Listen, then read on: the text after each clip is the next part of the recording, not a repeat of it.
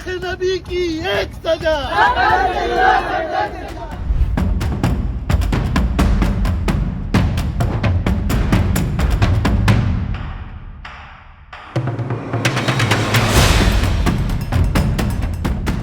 इस महिला को तो आप जानते ही होंगे, ये नफरती नाजिया इलाही खान है। ये अक्सर मुसलमानों और उनके पैगंबर के खिलाफ अभद्रता भरी टिप्पणियां करते हुए नजर आती रहती हैं। लेकिन अब जो सुप्रीम कोर्ट में फटकार लगी है और क्या कुछ कहा गया है, वो सब कुछ इस रिपोर्ट में बताऊंगी। सबसे पहले तो दोस्तों, मैं इस महिला को जो नाम इसने रखा हुआ है वो नाम चेंज कर देना चाहिए, क्योंकि अब तक मुसलमान नाम का सहारा लेकर ये महिला अपनी गंदी, छोटी, ओछी राजनीति करती हुई नजर आती रहती हैं।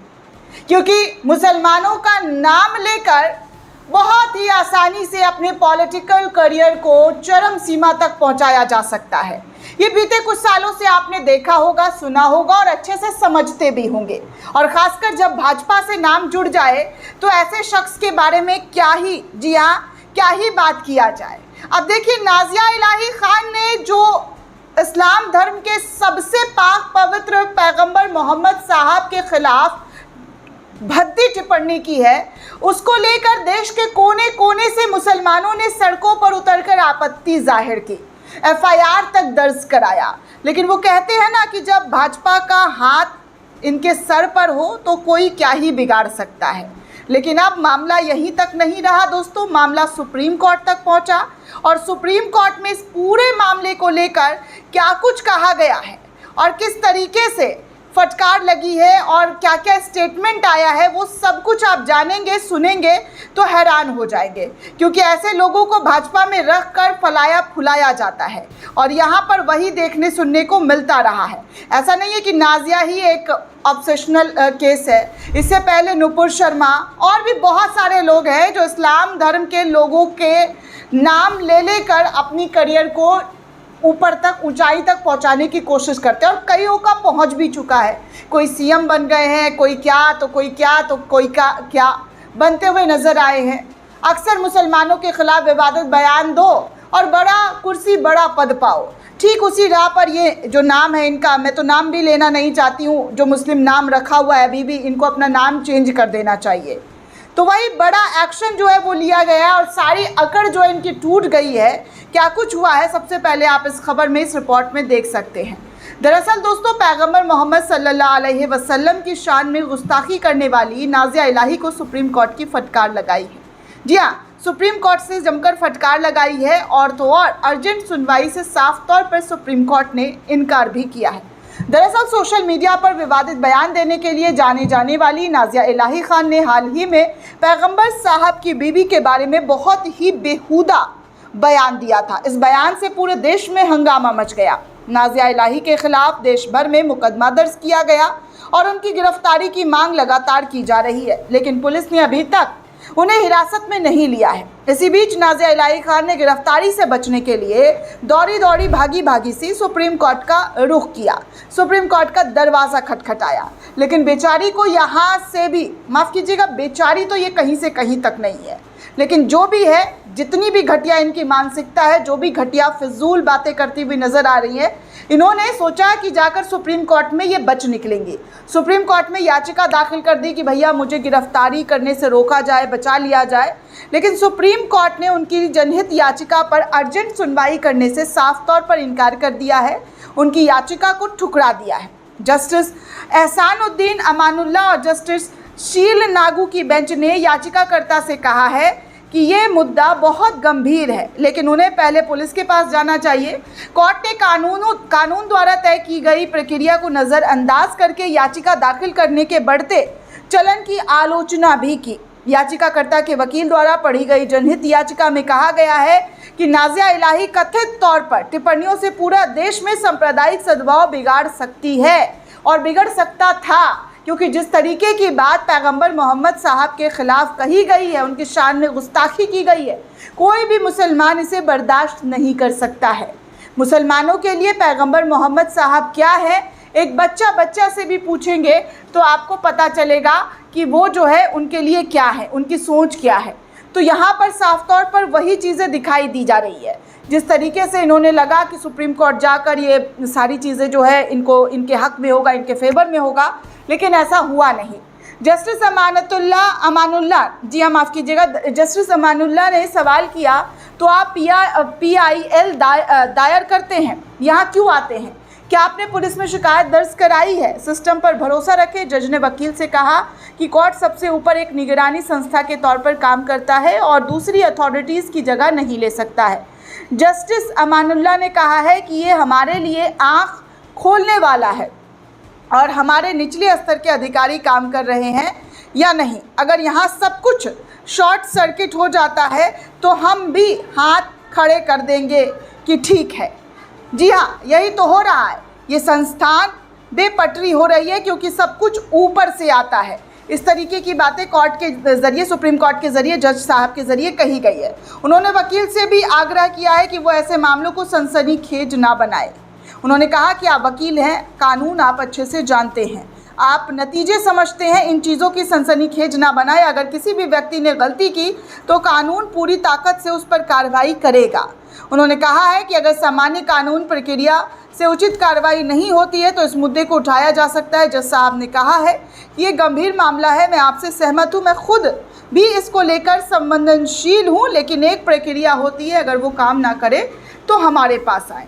अब आप सोचिए दोस्तों कि ये महिला कैसे सुप्रीम कोर्ट का दरवाज़ा खटखटाते हुए जो है वहाँ पर पहुँची कि भैया इनको गिरफ्तारी करने से बचा लिया जाए, इनको गिरफ्तारी जो है इनको ना मिले।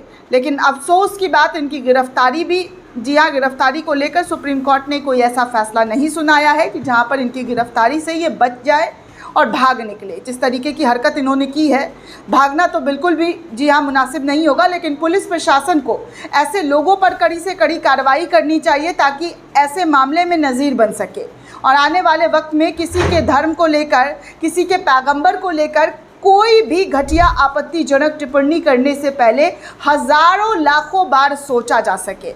लेकिन आजकल क्या है दोस्तों, कोई भी आकर ऐरा गहरा नत्थू खैरा कुछ भी बोल देता है और लाइमलाइट मिलती है, गोदी मीडिया वाले लाइमलाइट देते हैं और ऐसे शख्स के आगे माइक वाइक खड़ा कर देते हैं। इंसाफ के लिए आवाज़ नहीं उठाते कि भैया इनकी हिम्मत कैसे हुई, इन्होंने इस तरीके की टिप्पणी कर दी। आखिर इनकी ज़रूरत कैसे हुई कि वो पैगंबर के ख़िलाफ़ कुछ भी अनशन बोलती हुई नज़र आए, कुछ भी अनाप शनाप बकती हुई नज़र आए। पहली फुर्सत में ऐसे लोगों को गिरफ्तार करना चाहिए था। कार्रवाई तो बाद में होती, लेकिन गिरफ्तारी सबसे पहले होनी चाहिए थी। लेकिन अफसोस की बात है, हमारी जो सरकार, हमारी जो सिस्टम है वो कैसे काम करती है आप सभी को अच्छे से पता है।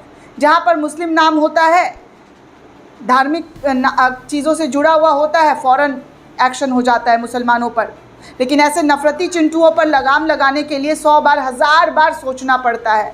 सोचिए, ऐसे में ऐसी चीज़ों को बढ़ावा नहीं मिलेगा तो क्या मिलेगा। आगे आपको बता दूं दोस्तों कि जंतर मंतर पर नाज़िया के ख़िलाफ़ विरोध प्रदर्शन कर रहे हैं मुसलमान। नारा तकबीर का जो है नारा लग रहा है।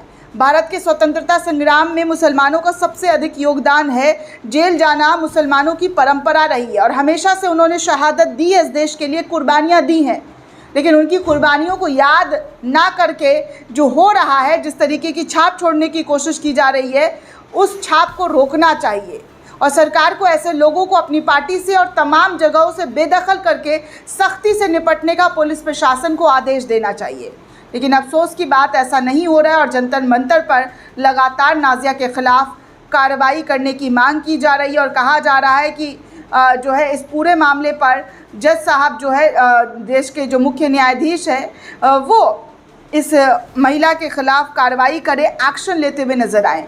वहीं दूसरी तस्वीर आपको दोस्तों दिखा दूं तो ये कोलकाता की तस्वीर है, जहां पर कोलकाता के मलिकपुर में विरोध जो है पैगंबर मोहम्मद साहब की शान में जो इस महिला के ज़रिए अभद्रता की गई है उसको लेकर, जी हाँ, उसको लेकर खुले तौर पर जो है नारेबाजी की जा रही है। सर तन से जुदा होने के जैसे नारे जो है वो तक लगाए जा रहे हैं। हालांकि इस तरीके के नारे लगाने की ज़रूरत नहीं है, उनके लेवल पर गिरने की ज़रूरत नहीं है। शांति से आप अपनी मांगों को कानून तक पहुंचाइए और कानूनी कार्रवाई के तहत, जी हाँ, इस पूरे मामले को, मसले को सुलटाए, क्योंकि ये लोग चाहते हैं कि कुछ मुसलमान करें और उन पर फिर से कोई आरोप, किसी तरीके का गंभीर मुकदमा लगाकर उनको जेल की सलाखों के पीछे डाल दिया जाए। अक्सर ऐसी साजिश और सोच रहती है, तो ऐसे दोस्तों, ऐसे लोगों के मंसूबों को जो है आप ज़्यादा आगे मत कीजिए। कानून के दायरे में, संविधान के दायरे में रहकर ऐसे लोगों के ख़िलाफ़ कार्रवाई करने की मांग कीजिए। अब जैसे ही इनकी गिरफ्तारी का मामला सामने आया, इस महिला का, इस क्या ही बोलूँ दोस्तों, अच्छे शब्द अल्फाज निकल नहीं रहे मेरा इस महिला को लेकर। खैर, जैसे गिरफ्तारी का तलवार इसके ऊपर लटका, तो अब ये जो है पैगंबर मोहम्मद साहब के कसीदे करने लगी। जी हाँ, आप सुन सकते हैं कि क्या और किस तरीके से गिरगिट रंग बदल रहा है। अगर अभी पैगंबर मोहम्मद सल्लल्लाहु अलैहि वसल्लम होते तो शायद वो नाराज हो जाते हैं इन लोगों से, क्योंकि पैगंबर मोहम्मद सल्लल्लाहु अलैहि वसल्लम तो वो थे जो अपनी बेटियों के लिए सर की पगड़ी बिछा दिया करते थे, नजरें झुकी होती थी जब वो औरत से बात करते थे, ज़बान उनके जो है वो नरम होती थी, आवाज़ जो है वो बहुत धीमी होती थी जब वो किसी महिला से बात करते थे। तो ये कौन से लोग हैं जो मुझे गालियाँ दे रहे हैं? ये भी आप देख सकते हैं कि कैसे पैगंबर मोहम्मद साहब को लेकर अब इनकी जो बातें हैं, जो पहले कही गई थी और अब कही गई है, वो पूरा फ़र्क देखता हुआ नज़र आ रहा है। जी हाँ, आप साफ तौर पर इन वीडियो में भी देख सकते हैं। और नाज़िया कैसे हिंदू बाबा धर्मगुरुओं के बीच जाकर शरण लेते हुए नज़र आ रही है और मुसलमानों के ख़िलाफ़ अनाप शनाप बोलते हुए दिखाई दे रही है। ये साफ़ तौर पर, जी हाँ, ये साफ़ तौर पर दिखाई और सुनाई दे रहा है। दोस्तों, ये पूरी रिपोर्ट आपको कैसी लगी हमें कमेंट करके ज़रूर बताइएगा। साथ ही साथ चैनल को ज़्यादा से ज़्यादा लाइक, शेयर और सब्सक्राइब करना बिल्कुल भी ना भूलें। शुक्रिया दोस्तों।